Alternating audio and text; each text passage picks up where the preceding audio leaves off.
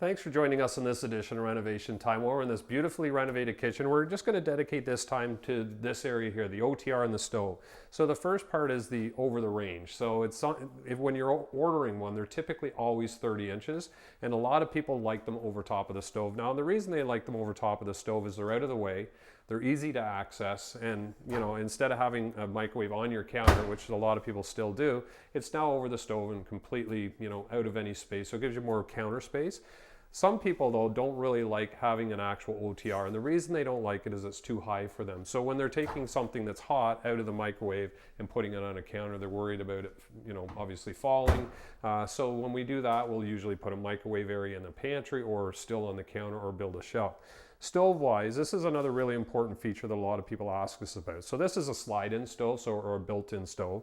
So what happens when we template for the countertop, the countertop goes all the way behind the stove. So when you order something like this stove and you're putting the countertop in, you need to know what the model number of the stove, or have it on site when the installers are coming, so that they know how far actually this countertop will go inside the stove. Stove itself, this is a really high-end stove. It's an electric oven and a gas top, which I think is a great feature. And I think the reason they do that typically is the gas in the oven itself. A lot of people are worried about the gas, so they go electric in there. But cooking with gas, there's nothing better. So I turned all these on actually just before, but this is just a really nice way to lay it out. It has the middle bar as well, which is quite nice, good for doing pancakes or scrambled eggs. And then this one over here, which is my favorite. This thing here, this would heat the house. So if you're boiling corn, or you want to heat up water really quick, that's definitely a great one to have there. So as you can see, really designed nicely. Emily did a great job in the crown molding and picking the cabinetry and the hardware.